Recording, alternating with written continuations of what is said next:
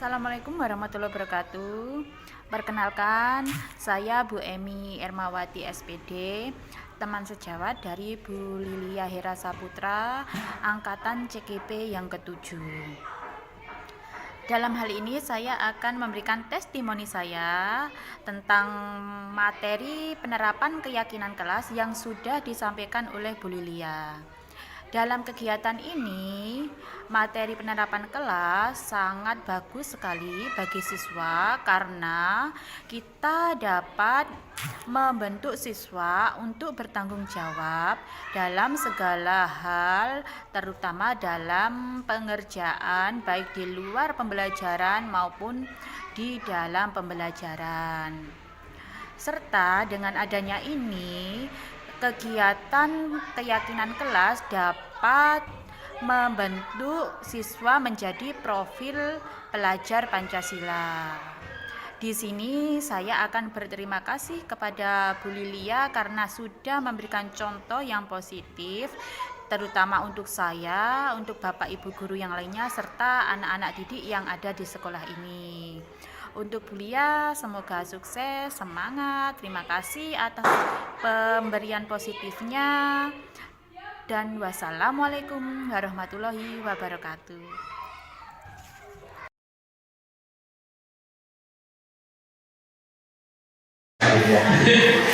Baik, assalamualaikum warahmatullahi wabarakatuh. Nah, begini, lebih semangat ya, lebih apa? Dalam aspek sebenarnya masih pagi. Baik, selamat pagi semuanya. Saya ucapkan selamat bagi kita semuanya yang beragama lain. Saya ucapkan selamat pagi. Sehat ya Bapak Ibu semuanya. Sehat, alhamdulillah. Jadi sebelumnya yang terhormat Bapak Wakil Kesadik Kecamatan Purworejo Bapak Soeharto, selanjutnya yang terhormat Bapak KTHS Kecamatan Purworejo Bapak Heri Purnomo, kemudian yang kami hormati rekan-rekan calon ibu penggerak ketujuh dari Kabupaten Banyuwangi yang sudah hadir dan bisa menghadiri ya di awal ini dengan keadaan sehat. Kemudian selanjutnya yang kami hormati Bapak Ibu guru perwakilan dari instansi sekolahnya masing-masing ya. Ini mungkin ada yang tidak hadir pada pagi hari ini. Ada? Kalau hadir semua jumlahnya berapa ya Bapak Ibu? 32 ya. Dari DPT SD negeri maupun SD swasta begitu. Baik, kalau begitu selanjutnya mari kita panjatkan puji syukur kita kehadirat Tuhan Yang Maha Esa, yang mana beliau kita telah diberikan nikmat sehat, nikmat kebahagiaan tentunya, sehingga pada kesempatan ini di pagi hari acara kita masih bisa bertatap muka secara langsung di gedung PGRI Kecamatan Purworejo dalam rangka diseminasi budaya positif di lingkungan sekolah. Selanjutnya kami juga mengucapkan terima kasih atas seluruh rekan kami ya, bonus yang kemudian di setiap tahapannya itu kita diwajibkan untuk berbagi ya. Jadi berbagi di sini bukan berarti kami di sini itu yang paling hebat ya atau yang paling mahir begitu katakan begitu ya. Jadi kami bertujuh masih sama-sama belajar ya, belajar untuk lebih baik lagi gitu ya. Kemudian juga Bapak Ibu semuanya saya yakin juga hebat-hebat semuanya ya. Kita beri tepuk tangan untuk Bapak Ibu sekalian. Nah, selanjutnya Bapak Ibu harapannya seperti apa yang sudah disampaikan oleh Bapak Korwil Kesadik tadi ya, kegiatan ini kedepannya atau tidak lanjut atas kegiatan pada pagi hari ini itu Bapak Ibu selaku perwakilan dari setiap lembaga itu nanti bisa mengimbaskan atau ya setidaknya bisa sharing atau berbagi pengalaman dengan Bapak Ibu yang ada di sekolah yang barangkali saat ini tidak bisa ikut hadir dalam acara ini. Nah, kita sekarang masih memberikan ide kita ya Bapak. Jadi diseminasi tentang budaya positif ini nanti mungkin sedikit banyak kita akan di sini merasa mungkin tersentil atau mungkin kita Apa jenenge kae? akan berefleksi ya, atau kita meninjau kembali apa yang sudah kita rasakan sebelumnya. Tadi juga Pak Profesor sudah menyinggung tentang sekilas tentang disiplin itu sendiri. Ada mesin blur ya. Nah, kita mulai dari ini Bapak Ibu. Tentu kita semuanya di sekolah itu kan memiliki sebuah gambaran atau harapan dari sekolah kita, impiannya seperti apa ke depan. Mungkin ada perwakilan yang menyampaikan harapan ke depan itu Bapak Ibu inginnya seperti apa sekolahnya. Dari perwakilan ibu-ibunya, Nah, otomatis mesti pun otomatis kan ya. Langsung pada pedang di Mas di mana. Silakan. Soalnya kan Zoom harapannya kira-kira sekolah saya seperti apa? Apakah sekolah saya itu ingin siswanya selalu berprestasi, atau mungkin juga sekolahnya itu ramah begitu ya, aman, tentram? Itu juga termasuk tidak Bapak Ibu? Masa ya? Agamis atau religius. Nah, salting yang wajar benar. jadi potret atau gambaran tentang sekolah itu pasti masing-masing pendidik ya bisa kita katakan kalau sekolah terlalu luas gitu ya, atau barangkali dalam itu luas saja Bapak Ibu. Bagian saya. Dalam itu luas itu berarti guru kelasnya goyang. setiap hari apa bersama peserta didik kan punya harapan sendiri, atau mungkin harapannya siswanya itu disiplin, manut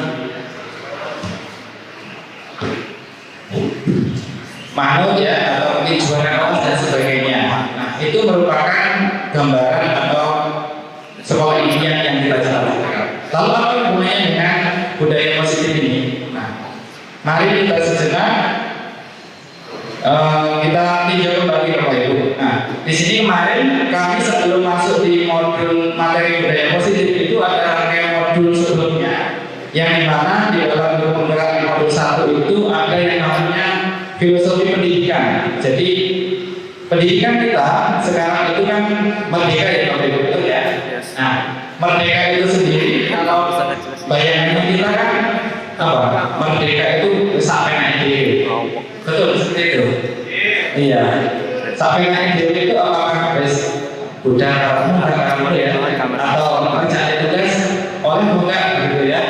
Nah, tapi bukan begitu Bapak Ibu. Jadi merdeka di sini salah satu hal positif atau konsep pendidikan yang disampaikan oleh Bapak pendidikan kita diajar di Makassar itu adalah ini Bapak Ibu ya, salah satunya. Pendidikan bisa disandingkan atau dibandingkan dengan yang namanya hidup tumbuh-tumbuhan seorang petani. Nah, jadi Bapak pendidikan kita itu mengibaratkan kita sebagai pendidik itu layaknya seorang petani, bisa petani padi, petani jagung dan sebagainya. Dalam hakikatnya sama wajibannya seorang pendidik, sama ya. Kita merawat anak didik kita, kalau pendidik, kalau petani yang dirawat ya tanamannya.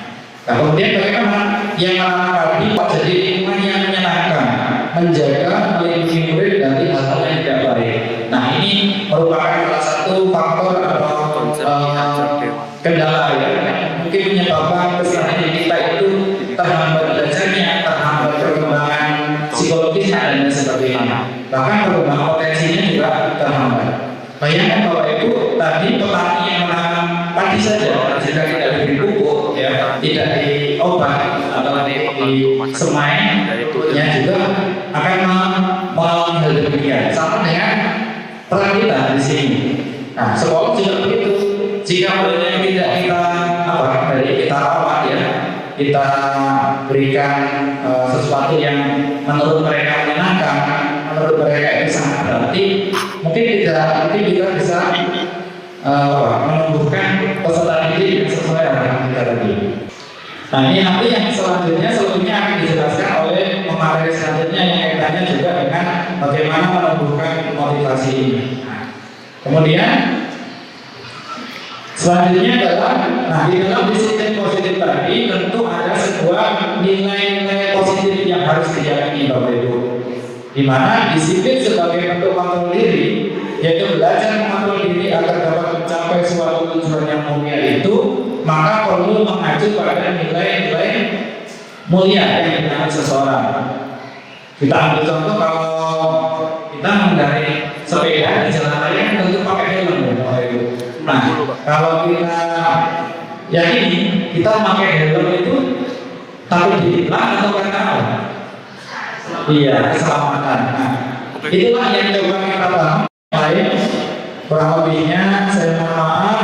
Wassalamualaikum warahmatullahi wabarakatuh.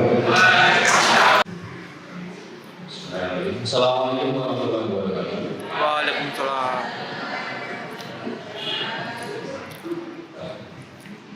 Nah, baik Bapak Ibu, saya akan terangkan sedikit.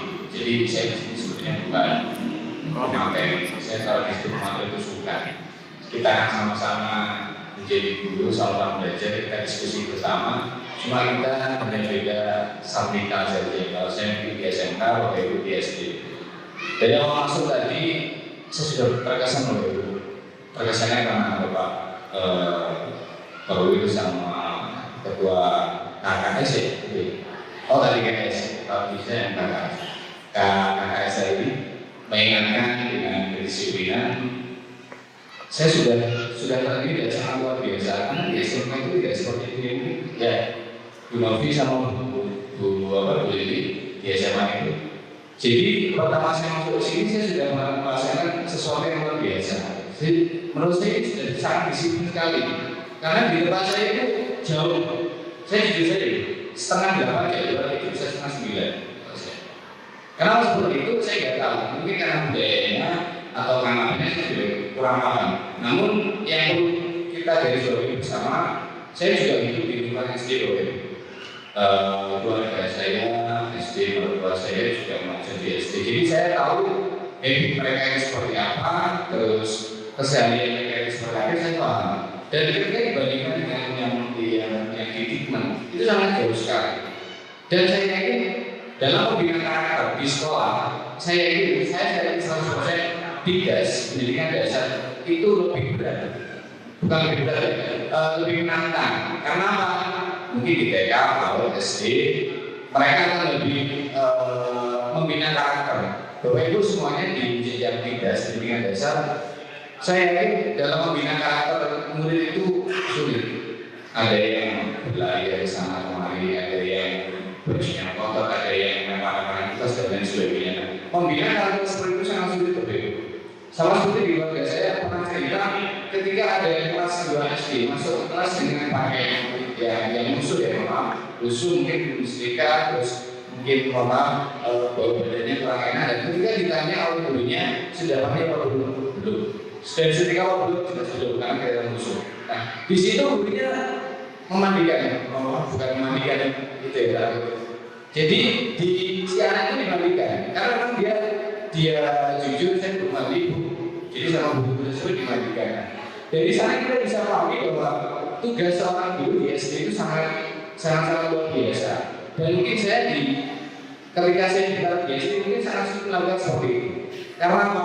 Ketika kita padukan dengan filosofi SD dan untuk karakter yang baik dari SD, maka dari tadi Pak Sri sudah menyampaikan bahwa budaya positif dan disiplin itu banyak sekali ya rangkaiannya. Bapak Ibu sekalian mungkin bisa memahami, bisa mempraktikkan di sekolahnya masing-masing bahwa membina karakter anak yang berbeda-beda itu sangat sulit. Kita mungkin di SMA, SMK tinggal melanjutkan perjuangannya Bapak Ibu. Mungkin wawasan kita akan kita berikan ke peserta didik itu lebih banyak daripada karakter. Karena apa? Karakter di SD itu ditempa dan dibentuk sedemikian rupa sehingga dia memiliki potensi-potensi yang baik. Potensi-potensi baik itu bisa muncul dari SD, dilanjutkan di SMP. Lalu di SMA, di SMK mereka tinggal kompetensinya saja. Otomatis di jenjang di mana kita akan lebih mudah dalam mendidik peserta didik. Bapak Ibu tugasnya akan lebih berat. Lalu sebenarnya ada untuk mendapatkan imbalan atau penghargaan dari orang lain. Contoh Bapak Ibu, kita kalau di lembaga kan, maaf ada istilah ngatur kepala sekolah, terus mencari muka dan lain sebagainya. Nah, itu sebenarnya hal yang wajar, tapi kalau yang mana-mana dia bisa nekat. Jadi untuk mendapatkan imbalan atau penghargaan dari orang lain, boleh kita belajar lebih tinggi, tapi ya jangan kita marah-marahin Bapak Ibu. Kita boleh berkompetisi tapi kompetisi yang sehat. Boleh kita menjadi orang yang lebih baik, boleh, tapi kita jangan sampai menjadikan teman kita sendiri. Nah itu yang kita inginkan Bapak Ibu.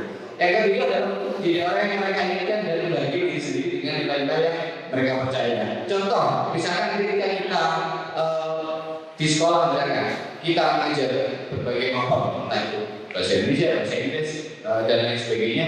Secara naluri kita akan mencoba untuk disenangi orang-orang. Saya mungkin cara menyampaikan saya juga harus beda. Seperti saya pernah di teaching baru, tidak asing ya, setelah teaching. Jadi saya dinilai, diberikan instrumen, ada supervisornya, saya dinilai. Habis itu nilai yang kurang bagi saya adalah saya kurang cakap, saya kurang menarik, terlalu flat, jadi mukanya itu flat. Jadi data aja nggak ada apa-apanya. Nah, saya coba berubah, tapi sulit begitu. Ya, ada yang rasakan juga sama. Jadi saya kalau ngajar dia kayak gini aja. Dan saya diberi motivasi dari saya, silakan dirubah menjadi lebih menyenangkan, dirubah untuk menjadi lebih cakap lagi. Sulit kalau. Nah ternyata setelah sekian lama saya ngajar, ada poin yang saya pegang, yaitu bahwa guru itu juga harus memiliki karakter sendiri. Walaupun saya lupa, ternyata karakter ini ada yang menyukai. Ya walaupun nggak banyak sebenarnya. Lalu, nah ini kita jawab bersama ya. Mencatat 100 kali di dalam buku kalimat. Saya tidak akan terlambat lagi karena terlambat ke sekolah. Ini merupakan hukuman atau konsekuensi baru. Nih, mencatat 100 kali di dalam buku kalimat. Nah, kita kalau misalnya di kelas nih, ada siswa yang terlambat. Kamu terlambat terus setiap hari. Silakan catat 100 kalimat, 100 kali di dalam buku. Nah, ini termasuk hukuman atau sanksi atau konsekuensi? Sanksi atau hukuman? Konsekuensi. Baik, kalian. Nah, baik. Jawabannya adalah sanksi atau konsekuensi. Jadi ketika ada anak terlambat, mereka dituntut untuk silakan catat 100 kali di dalam buku kalimat. Saya tidak akan terlambat lagi karena terlambat di sekolah. Jadi ini bukan hukuman ya Bapak. Ini adalah sanksi dan konsekuensi. Nanti kita akan pahami apa perbedaan hukuman dan sanksi atau konsekuensi. Lalu selanjutnya juga lari mengelilingi lapangan karena terlambat masuk sekolah. Hukuman atau sanksi? Hukuman. Kenapa? Fisik ya, ada yang fisiknya lagi gitu. Melelahkan dari itu, menyakitkan, ada lagi ya. Jadi bermacam-macam kalau hukuman. Jadi membersihkan catatan yang dibuatnya di meja tulis itu merupakan sanksi atau konsekuensi. Saya salah betul. Jadi intinya adalah sanksi atau konsekuensi itu membuat mereka itu memahami bahwa apa yang mereka perbuat itu harus diperbaiki ke depannya, bahwa apa yang mereka perbuat itu tidak harus diulangi lagi karena itu merupakan sebuah kesalahan. Kalau hukuman beda, hukuman itu lebih ke memberatkan dan menyakitkan si anak tanpa memperhatikan nanti kira-kira diulangi lagi apa enggak ya, itu beda. Nah, murid diminta untuk push up 15 kali karena tidak menggunakan masker ke sekolah. Hukuman atau sanksi? Sudah jelas ini adalah hukuman. Karena apa tadi? Menyakitkan, terus benar memberikan efek jerah. Tapi efek jerah ini apa? Dia pegel, dia pasti kesal. Wah, kesel loh. Kalau nggak percaya, tapi jangan coba. Mungkin bisa dilihat lah, mungkin di sekolah ini. Ada yang seperti ini. Saya yakin 100% bukan niat beliau sendiri, tapi untuk mengekspresikan emosinya. Kayak saya juga pernah mengalami loh, jenenge Arif ini atau anak SD, SMP atau SMA apa kan? Ketika melanggar peraturan kita pastikan pegel, kok ditonton nggak? Jangan kan kita diri sendiri, anak kita sendiri juga nangis nggak pernah di sini tambah nangis kan? Terus suruh jalan, suruh duduk, dia berlarian, suruh makan nggak mau, kita kan kesel. Otomatis kita memahami mereka mungkin secara spontan. Dan saya yakin yang timbul di hati kita itu bukan sebuah pendidikan ke anak, tapi apa? Emosi kita luapkan. Pakai nomor 2. Tapi barang itu betul biasa ya, kalau katanya. Habis kemarin itu biasa gitu. Nah, menggantikan kertas tugas yang telah dicoret-coret itu hukuman atau sanksi? Sanksi. Ya, jadi menggantikan kertas tugas teman yang telah dicoret-coret. Kenapa seperti ini? Karena kertas teman dicoret-coret kalau menggantinya itu merupakan pendidikan agar tidak diulangi lagi. Karena apa? Ibu dalam diri ketika saya mencoret kertas teman, saya harus mengganti. Otomatis dia dengan nanti kertas saya berbalik lagi. Jadi kalau pendidikan itu harus timbul rasa seperti itu. Ya benar. mendidik itu kan sulit loh Ibu ya, sabarnya itu sulit. Mungkin kita paham teori saya itu Pak, dan teman-teman itu teorinya paham, mungkin hafal, tapi untuk mempraktekkan saya ingin Bapak Ibu semuanya itu lebih paham. Ya sama-sama, akhirnya jawabannya sanksi juga. Misalkan anak pulang bersekolah, suruh misalkan bersihkan WC, terus mencabuti rumput, itu juga termasuk hukuman agak jelas. Tapi kan masih relevan dengan apa yang dia lakukan. Gitu. Jadi tidak dalam visual, dalam penglihatan dia itu hukuman tersebut tidak seperti anak itu disiksa. Gitu. Karena dari mencabut rumput, membersihkan itu masih ada nilai positif yang terkandung dari sanksi tersebut. Ya, jadi jawabannya kita harus menjalankan sanksi atau konsekuensi. Boleh hukuman tapi harus relevan dengan apa yang dilakukan oleh peserta didik.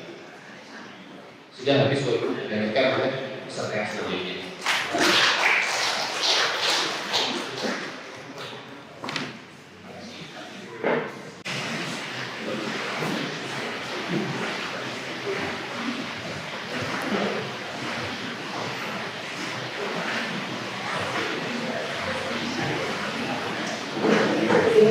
Assalamualaikum warahmatullahi wabarakatuh.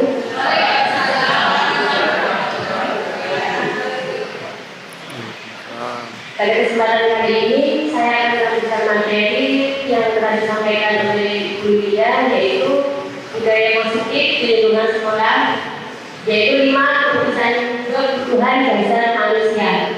Sebelumnya saya ucapkan terima kasih kepada Bapak Ibu hadirin telah bersedia untuk menghadiri diseminasi yang kita laksanakan oleh Guru Penggerak Angkatan 7. Harapan saya sangat besar kepada Bapak Ibu, semoga kita semua mempunyai keinginan yang kuat untuk memajukan pendidikan di wilayah Kecamatan Purworejo tentunya.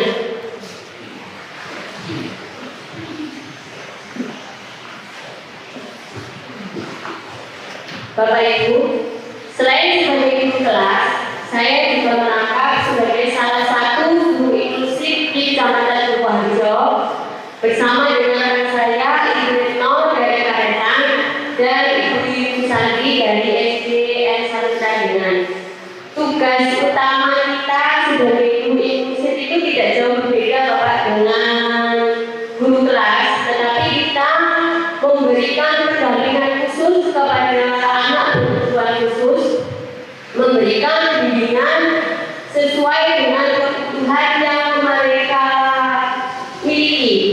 Tentunya di sekolah Bapak Ibu terdapat 1 atau lebih anak yang memiliki hambatan karakteristik yang mungkin berbeda dengan anak yang lain, Bapak Ibu. Contohnya ada anak yang kesulitan dalam belajar, ada anak yang memiliki daya tampak lemah dalam pelajaran, ataupun memiliki hambatan keterbatasan fisik. Mungkin ada semacam itu di sekolah Bapak Ibu.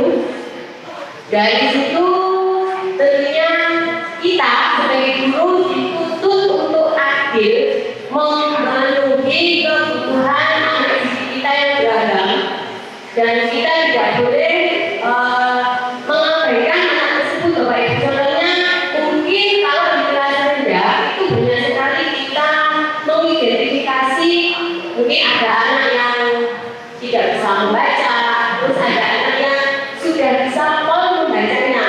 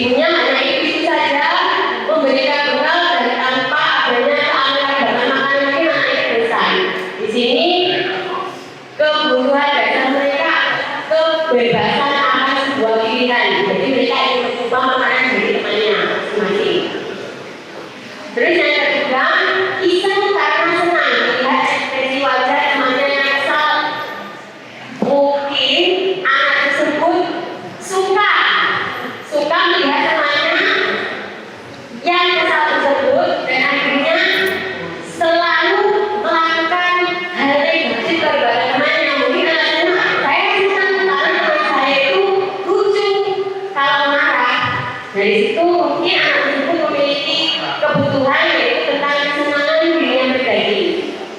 Terus yang keempat, anak tersebut ingin diperhatikan teman, guru, atau orang tua. Pada waktu melaksanakan sebuah kegiatan tersebut, anak ini tentunya merasakan diperhatikan oleh guru, teman, maupun orang tuanya di rumah. Jadi anak ini melakukan sebuah hal atau tindakan agar anak ini diperhatikan oleh temannya. Pada waktu melakukan kegiatan tersebut, anak itu dilaporkan dan diperhatikan kepada gurunya, dan dari guru dilaporkan kepada orang tua, sehingga orang tua lebih memperhatikan anak itu untuk mungkin dengan rasa kasih sayang yang kurang dari orang tua. Terus yang keempat, aku sebel gambarku tidak rapi, malah ibu guru menunjukin ke teman-teman di depan kelas. Sebenarnya kata sebel ini menggambarkan anak tersebut sebenarnya bisa menggambar dengan baik, dan dari kemampuan itu ibu guru memamerkan gambarnya kepada teman-temannya. Di situ kebutuhan yang didapatkan adalah penguasaan akan kemampuan, yakni dimunculkan saya lo bisa. Di situ boleh. Terus yang terakhir, kebutuhan akan penguasaan.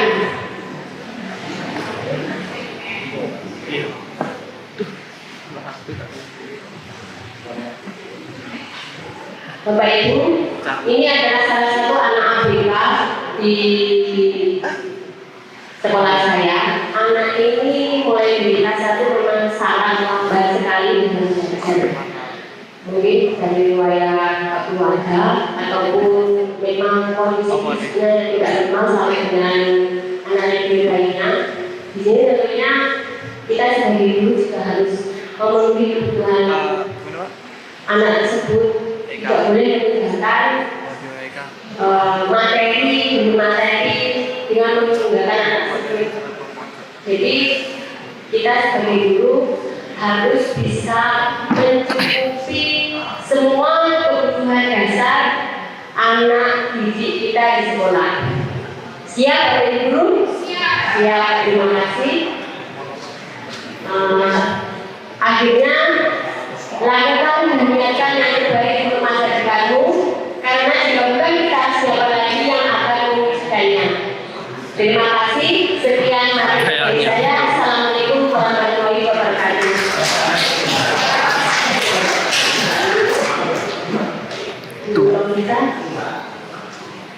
Masih lanjut Pak.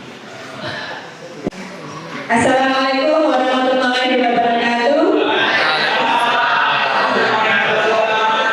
Volumenya saya besarkan. Ini kayaknya masih mengantuk ya. Sudah lapar. Sudah apa Bu? Terima kasih Bapak Ibu.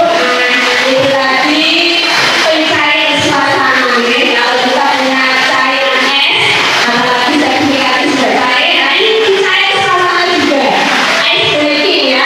Bisa Bapak Ibu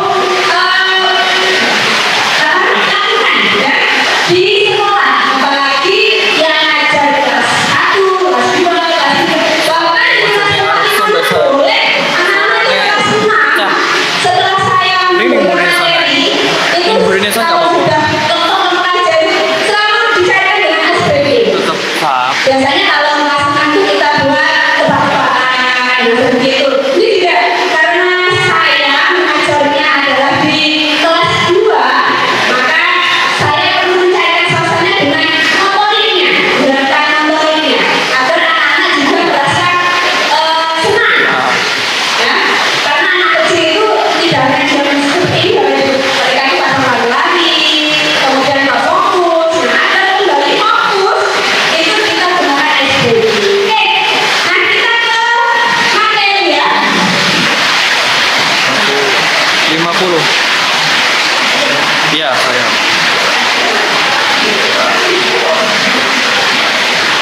Ya, baru kali ini saya pakai ini ya. Nah, ini ya. Masih diterusin Kali ini materi yang akan saya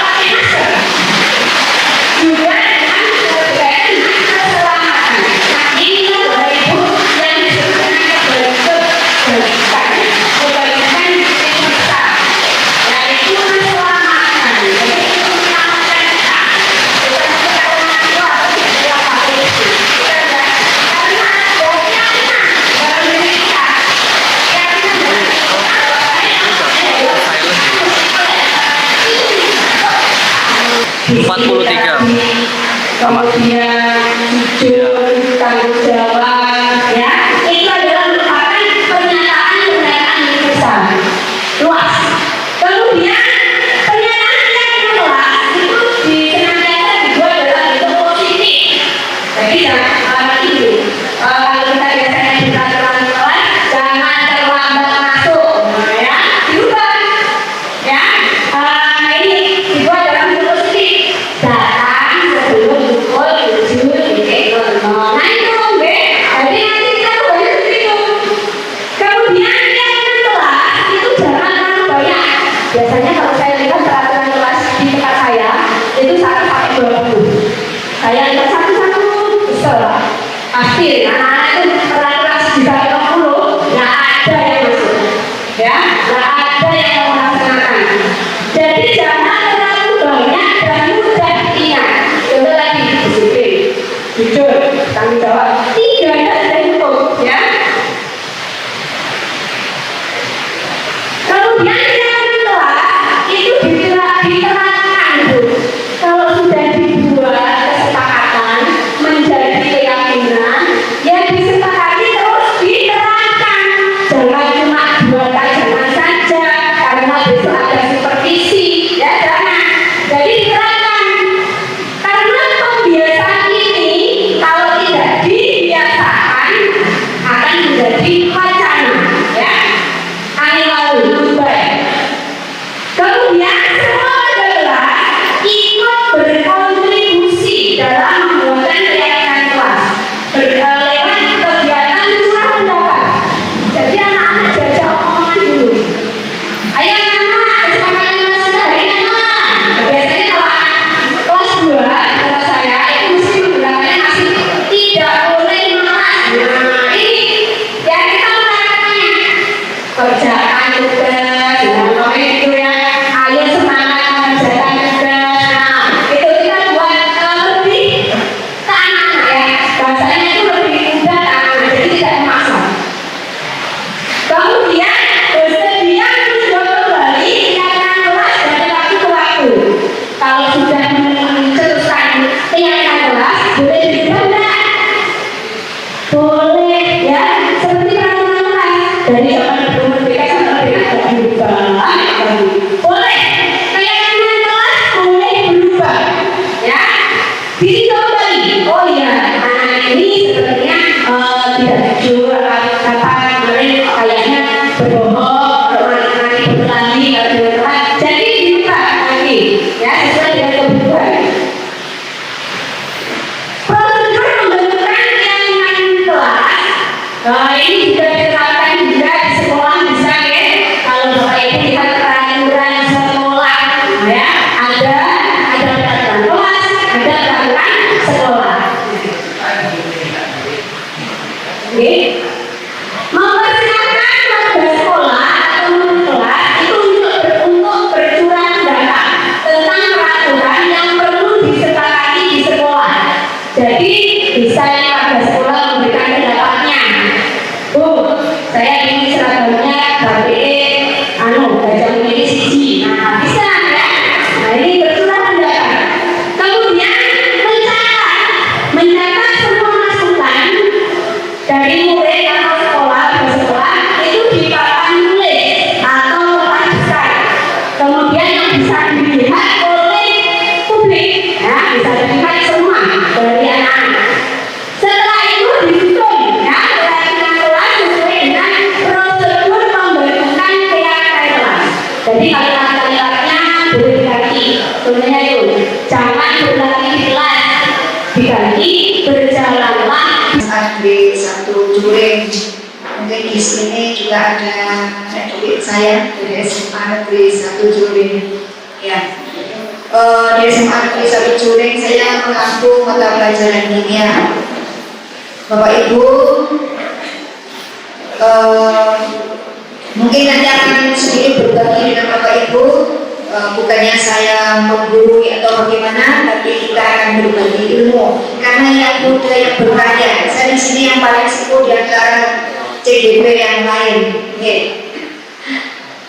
Bapak Ibu, di sini saya akan ini membagikan materi yaitu budaya positif, disiplin yaitu restitusi. Bapak Ibu tadi sudah disinggung bahwa hukuman maupun sanksi dari Bapak David. Iya. Hukuman. Saya mengajar di SMA Negeri 1 Jurin. Setiap hari pembinaan karakter kita sudah berdiri di depan pintu dengan anak-anak setiap hari. Nah, di situ Ini kan udah rank. kita selalu mencatat kesalahan atau pelanggaran apa yang telah dilakukan oleh anak. Misalkan ini, Kan mulai bapak tadi. anak tidak Saya pakai helm, record lagi. kemudian yang cewek seharusnya tidak pakai lipstick, pakai lipstick, berarti kita itu harus setiap hari membawa Harusnya kan reset lagi dari bersihkan. oh ininya. Kemudian kita hitung berapa kali pelanggaran-pelanggaran yang telah dilakukan oleh anak-anak. Kemudian berkoordinasi dengan wali kelas karena sebagai bapak ibu yang di sekolah sebagai wakil dari orang tua, kalau anak-anak itu masih saja melanggar, nah berapa kali poinnya, maka orang tua harus dihadirkan. Mohon maaf di sini. Yang pertama tadi. Terkadang hukuman itu memang memberatkan bagi anak-anak. Terkadang hukuman fisik maupun mental. Nah,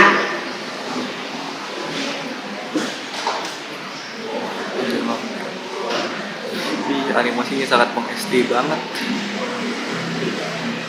nah di sini bukan dengan cara hukuman yang memberatkan, yang membahayakan fisik maupun mental. Di sini dengan adanya restitusi yaitu sebuah pendekatan supaya anak menjadi nyaman, tidak balas dendam.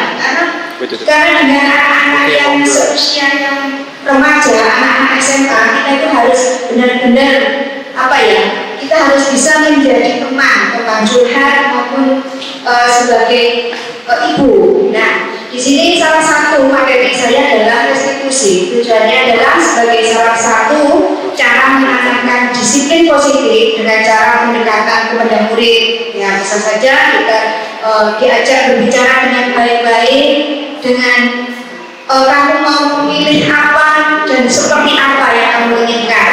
Kemudian yang kedua, guru juga dapat menerapkan restitusi dalam membimbing murid berdisiplin positif agar menjadi pribadi yang berkarakter. Kemudian yang ketiga, membantu murid menjadi lebih memiliki tujuan, disiplin positif dan memulihkan dirinya setelah berbuat salah. Ya, dengan salah satu pendekatan yaitu restitusi. Kemudian yang selanjutnya, restitusi mencari kebutuhan dasar yang mendasari tindakan. Terkadang anak-anak yang melakukan kesalahan itu karena kurangnya ada kebutuhan dasar yang tidak terpenuhi. Misalkan rasa takut, kemudian tidak nyaman. Berarti kebutuhan dasar yang harus dipenuhi adalah kebebasan. Ya, itu salah satunya. Selanjutnya, yang keenam, restitusi diri adalah cara yang paling baik. Dalam restitusi diri, murid belajar untuk mengubah kebiasaan dan kecenderungan untuk mengomentari orang lain menjadi mengomentari diri sendiri. Maka dia harus bisa mengontrol dirinya menjadi lebih baik. Yang ketujuh, restitusi fokus pada karakter, bukan tindakan. Nah, di sini pada proses restitusi, guru membimbing murid menunjukkan dan fokus penguatan karakter. Jadi bukan tindakan saja seperti yang tadi sudah dikatakan sama Pak David itu berupa hukuman. Jadi kita lebih menekankan pada penguatan karakter agar kesalahan-kesalahan tidak akan berulang lagi. Selanjutnya, yang ke-8, restitusi fokus pada solusi. Nah, restitusi fokus pada solusi. Dalam restitusi ini, guru demikian materi dari saya. Mohon maaf jika ada salah kata. Saya akhiri. Assalamualaikum warahmatullahi wabarakatuh.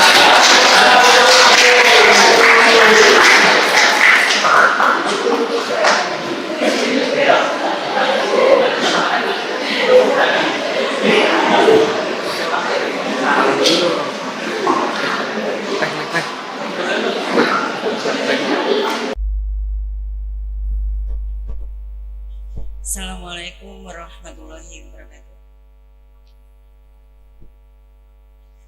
Selamat siang dan salam sejahtera kepada Bapak Ibu yang beragama non-Muslim. Kami ucapkan selamat siang, semoga Tuhan selalu bersama kita. Bapak Ibu yang saya hormati, saya kebagian closing ya. Saya selalu closing karena materi-materi yang sudah banyak sekali dipaparkan oleh teman-teman kami sudah lengkap sekali. Saya tinggal eksekusinya saja. Jadi yang disampaikan teman-teman CKP Angkatan 7 kami itu ada satu kata yang tidak pernah terlewatkan. Ternyata, pasti itu. Ternyata yo, naik mulang kurang ini. Ternyata yo, aku kok gak pati iso yo. Nah seperti itu. Semakin kita mempelajari ilmu, semakin kita merasa tidak bisa. Nah itu yang saya dapatkan dari CGP Bapak Ibu. Jadi semakin kesini saya itu merasa apa yang saya dapat selama ini, saya mengajar selama ini itu ternyata banyak orang yang. Nah itu menjadi motivasi dengan kemarin CGP. Oke, saya tidak pamer ya, di lembaga saya itu ada 2 yang kartu CGP. Bukan karena saya yang memotivasi, mungkin karena itu ya hatinya tergerak tadi, bergerak menggerakkan. Kayaknya Kecamatan Purworejo diborong oleh gugus 1 Bulurjo ya semuanya. Tepuk tangan untuk Bulurjo. Nah, untuk selanjutnya nanti teman-teman yang lain bisa menyusul untuk gelombang ke-9 ya sekarang ya, 9, 10 dan seterusnya. Monggo, nggak ada ruginya Bapak Ibu dari CGP. Enak dari CGP itu pertama ya. Kembali ke materi. Nah ini tadi sudah dijelaskan tentang restitusi. Tujuannya itu adalah sebagai salah satu cara menanamkan disiplin positif. Nah, semuanya serba positif karena temanya adalah budaya positif ya. Kemudian menerapkan restitusi itu dalam membimbing disiplin positif agar menjadi murid yang merdeka. Nah, artinya merdeka tadi sudah dijelaskan. Merdeka itu artinya gak karepe dhewe tapi terarah. Kita sebagai murid untuk sebagai pendidik membimbing, mengemong anak supaya mendapatkan sesuatu yang sesuai keinginannya, tentu saja dengan kodrat zamannya ya. Kalau sekarang zaman digital, monggo kita arahkan ke digital dan sebagainya. Misalnya anak-anak suka HP, ayo kita pembelajarannya dengan Android. Tapi tidak melulu karena HP itu untuk nge-game, kita buat pembelajaran. Bagaimana nanti kita disimpanisinya di KKG kemarin sudah ya. Kita lanjut lagi besok Bu Lilia untuk menjadwalkan lagi mungkin pembelajaran digital yang selanjutnya. Kemudian yang ketiga, dapat menganalisis dengan sikap reflektif dan kritis penerapan disiplin positif di lingkungannya. Lanjut ya. Nah, ini Bapak Ibu, ada 3 tahapan mengenai segitiga restitusi. Dan tiap tahapan ini tidak boleh dibolak-balik, harus urut. Yang satu itu menstabilkan identitas, yang kedua validasi tindakan yang salah, yang terakhir menanyakan keyakinan. Nah ini langsung ke salah satu kasus saja. Misalnya saya ambil kasus di sekolah SD yang paling banyak kasusnya apa? Bertengkar ya, gasaan ya. Nah, hampir tiap hari saya menemui anak-anak kekuasaan. Sebenarnya Bapak Ibu ya, kita ambil satu contoh kasus itu, bertengkar itu adalah salah satu kasus ya yang sudah diterangkan udah kebutuhan akan kasih sayang. Mungkin dia cari perhatian dengan temannya. Kok nggak diperhatikan apa?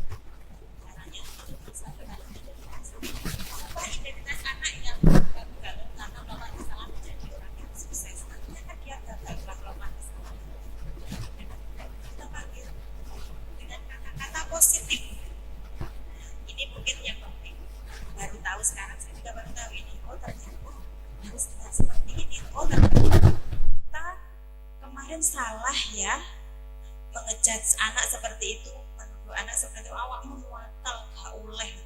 Jangan menggunakan kata-kata yang negatif, dapat merusak mental anak. Yang pertama, kata-kata yang bisa kita gunakan adalah le atau do. Nak, kamu tahu ibu panggil ke sini. Nah, kan mungkin dia sangat berapi-api, maksud saya masih emosi. Kalau kata-kata emosi, kalau kita menghadapi anak yang emosi, kita hadapi dengan emosi juga. Apa kira-kira impactnya? Api karo api tambah meredam. Nah, kita sebagai pendidik, kita adalah sebagai peredam. Artinya kita bisa meredam emosi dengan kata-kata yang positif. Setelah itu, kemudian gini, berbuat salah itu adalah manusiawi. Ibu pernah marah, ibu pernah juga berbuat seperti itu. Ya kira-kira neng anak, kira-kira kamu seperti itu.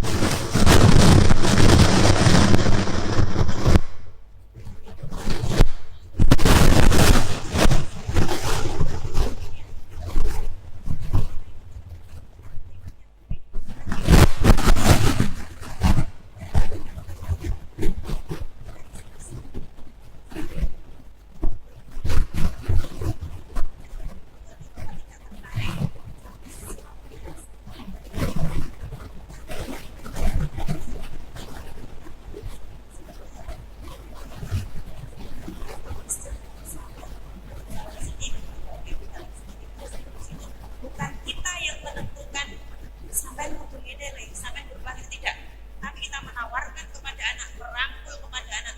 Jika kita masalahnya seperti ini, bagaimana solusinya anak-anak? Kita cari solusinya bersama. Bukan dari kita hanya sebagai pemberi mendorong saja. Ya,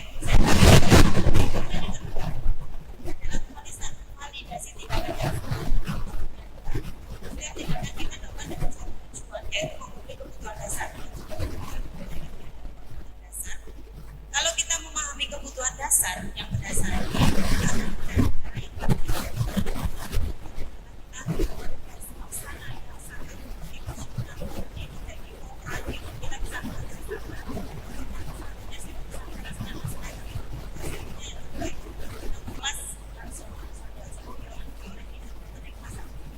kesepakatan kelas itu bukan kita yang membuat. Jadi kesepakatan antara kita dan setiap. Misalnya kan berantem, berarti tidak memenuhi kesepakatan. Kemudian kamu ingin menjadi anak yang seperti ini. Kalau kamu seperti ini, pasti dia misalnya besok cita-citanya jadi guru. Mungkin kamu punya kepribadian seperti itu. Jadi seorang. Jadi kita menyadarkan cara pemahaman. Kemudian ini segitiga restitusi ini coba nanti dipraktekkan masih kasus. Saya tidak mendoakan dengan apa kasus maksudnya, tapi coba untuk kekerasan yang kita sampaikan kepada anak-anak itu sekarang terbatal. Coba dengan flashback ke belakang zaman dengan sekolah, mesti punya dendam sama apa itu.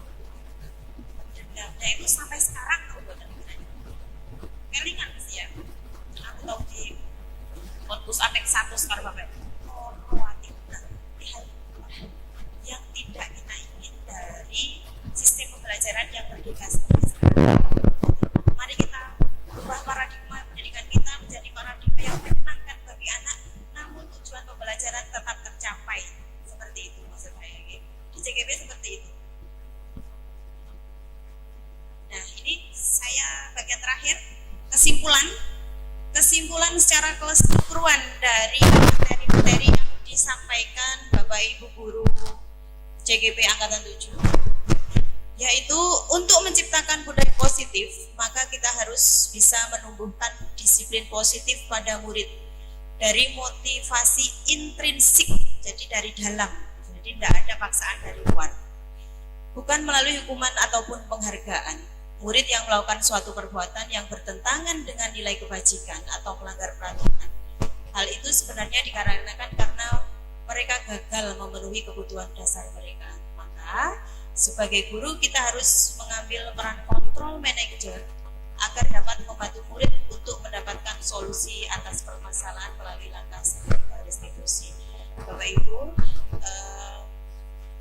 dari budaya positif di lingkungan sekolah, mungkin Bapak Ibu mulai tergerak punya gambaran yang tadinya di sekolah panjenengan semua itu mungkin masih menerapkan sistem hukuman, terutama fisik ya, itu sangat jarang ya Bapak Ibu. Sekarang nggak boleh karena eranya adalah merdeka mengajar, jadi anak dikasih gambaran mereka untuk mencari solusi dan kita sebagai fasilitatornya untuk mengeksekusi semua. Jadi peran pendidik itu sangat luar biasa. Kami harap setelah diseminasi ini jangan bisa menularkan di lembaga panjenengan sendiri, terutama tentang disiplin positif. Semuanya biar menggerakkan ya. Di Kecamatan Purworejo ada perubahan tentang disiplin positif di sekolah. Terakhir, closing statement dari saya, semua hal yang kita katakan akan terekam abadi di otak anak, maka gunakanlah kalimat yang positif dan dari hati, karena semua hal yang dari hati akan sampai ke hati. Terima kasih Bapak Ibu. Assalamualaikum warahmatullahi wabarakatuh.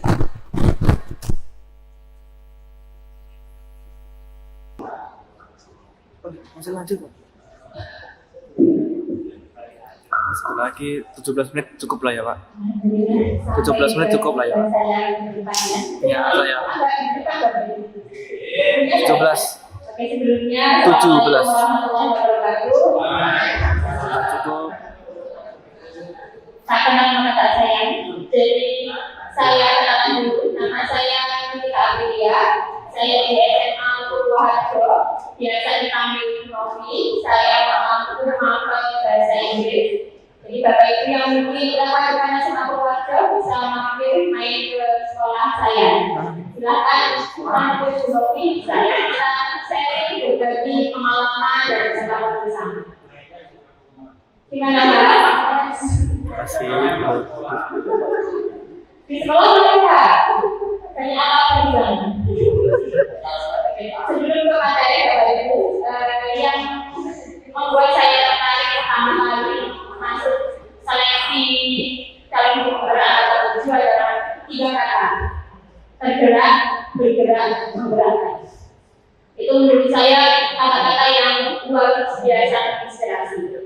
Karena semua yang sudah berdiri di sini, saya yakin semuanya sudah punya kegerak hatinya untuk seleksi, mengikuti sekian banyak tahapan yang sudah terlewati, juga sudah bergerak dalam aktivitas pendidikan kita yang sudah kurang lebih 2 bulan ya, 2 bulan dalam masuk ke satu modul. Ini adalah modul sampai 4 yang terakhir.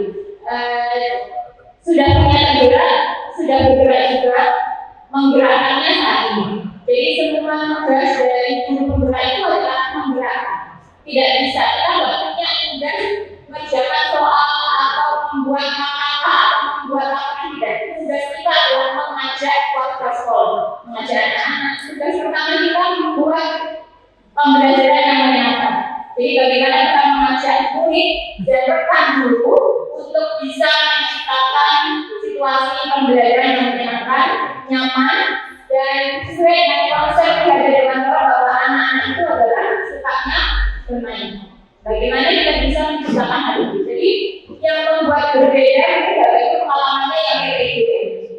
Kalau PPDB itu kan tugasnya pribadi. Bagaimana kita membuat PPDB, bagaimana kita menciptakan situasi kelas kita. Kalau di guru penggerak itu berarti pada mengajak masyarakat. Karena masyarakat karena dua yang berbeda.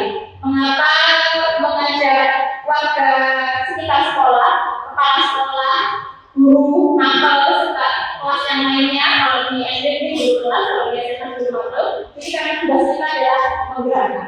Dan hari ini Bapak Ibu yang sudah di sini, Masya Allah, gerakan hatinya Allah untuk mengikuti, mendapatkan informasi, pengetahuan, semoga bermanfaat. Jadi kita sama-sama punya ide yang bagus, yaitu berbagi ilmu, sharing. Saya tidak menggurui, saya juga bukan yang paling tahu, tapi kita berbagi karena saya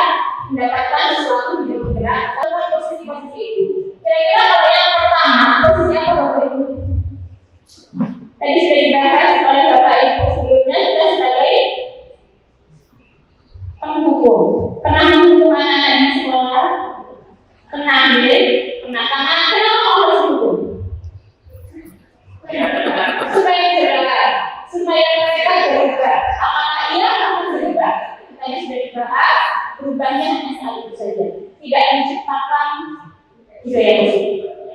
Asik. Kemudian, apa sih yang dilakukan? Memberikan hukuman secara fisik atau verbal. Kalau saya jarang sekali memberikan hukuman secara fisik ya, enggak legal. Tapi kalau verbal, mungkin sering.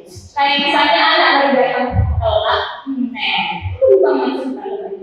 Kemudian, enggak ngerjakan tugas. Kok enggak bareng, kenapa ya muncul di keseharian kita? Menjudge, melabeli anak-anak kita dengan kata-kata yang negatif itu adalah hukuman verbal. Dan itu sebaiknya tidak dilakukan. Yang kedua,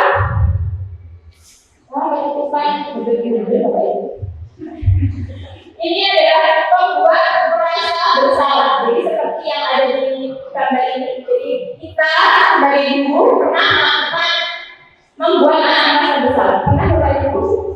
Saya pernah Bapak Ibu punya anak nggak pernah masuk sekolah. Jadi pas waktu mau laporan, saya harus keliling ke guru nomornya minta nilai. Jadi itu saya panggil anaknya, saya bilang saya malu. Saya nulis nilai ke guru nomor, kamu nggak kasihan sama saya. Nah ini ternyata salah satu ini membuat merasa bersalah. Akibatnya apa Bapak Ibu anak-anak? Kalau anak merasa bersalah, bagaimana? Tidak percaya diri, sedih, kecewa, akhirnya yang muncul adalah karakter anak tidak berkembang dengan sempurna. Kita justru memberikan anak-anak itu keadaan yang membuat mereka makannya bisa di sekolah, izin sama Bapak Ibu, supaya tidak terlambat. Jadi di sini ini ada proses kita mendidik anak-anak bagaimana mereka bisa berpikir kreatif, bagaimana mereka bisa tapi solvingnya ada, menyelesaikan masalah mereka sendiri sehingga akhirnya anak-anak menjadi mandiri. Oh ini bisa dua slot. Mereka memiliki tujuan utama kita adalah Bisa langsung nyambung nggak ya? intrinsik. Anak-anak punya motivasi dari dalam bahwa saya harus ke sekolah itu sebagai siswa SMA Buhajo, sebagai siswa SD 4 dulu. Nah, sebagai siswa, tanggung jawab saya datang tepat waktu. Untuk menghargai diri saya sendiri, maka saya harus tepat waktu. Jadi ada kesadaran dari bukan karena ingin mendapatkan tanda bintang. Mungkin kalau di TK ada yang dapat penghargaan, bukan karena itu, tapi adanya motivasi. Dan ini sebenarnya menjadi motivasi untuk kita sendiri. Ketika kita akan membuat anak-anak kita memiliki budaya positif dari dalam diri mereka, maka kita dulu yang harus punya motivasi intens. Kita dulu yang harus berangkat ke sekolah itu tujuannya adalah mendampingi anak-anak, bukan karena sudah terlanjur mengaji, bukan karena sudah terlanjur masa motivasi, bukan karena ada pengawas, bukan karena ada kepala sekolah, tapi memang karena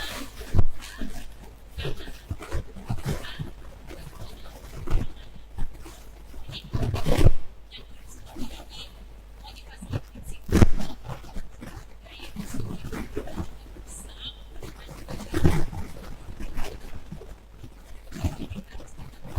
Makanya kalau Bapak Ibu sudah ada di sini,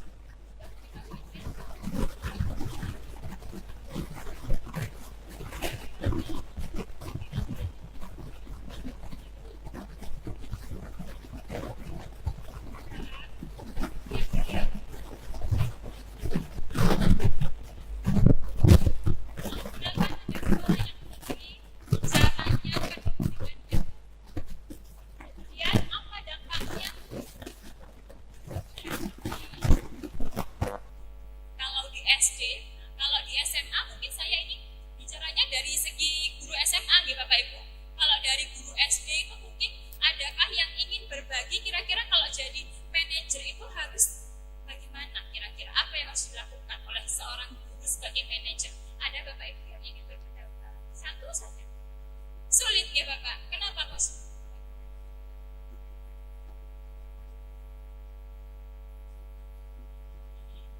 Dari hati ke hati, pendekatannya harus dari hati ke hati. Oh itu sulit.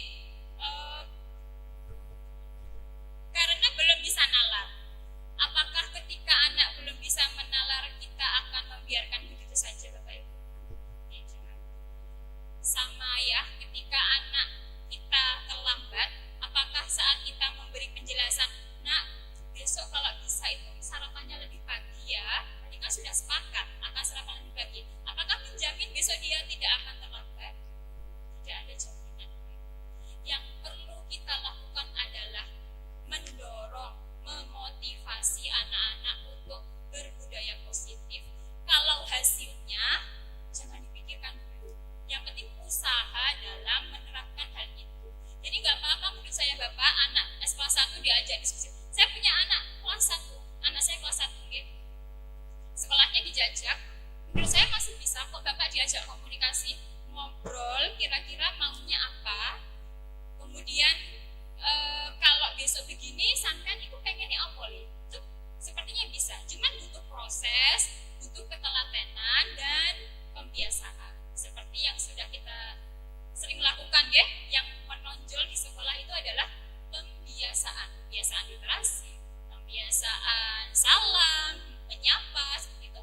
Sama, memberikan posisi kita sebagai manajer pun perlu membiasakan diri kita untuk mengajak anak diskusi, membimbing mereka mencari solusi bagi mereka sendiri. Mungkin itu Bapak Ibu yang bisa saya share dengan panjenengan semua. Saya hanya berbagi ilmu. Kalau mungkin ada hal-hal yang tidak sesuai atau bertolak belakang dengan pemikiran Bapak Ibu, silakan, monggo, nanti kita diskusi di sesi tanya jawab. Tujuan kita adalah merubah mindset kita untuk menciptakan anak-anak yang berbudaya positif.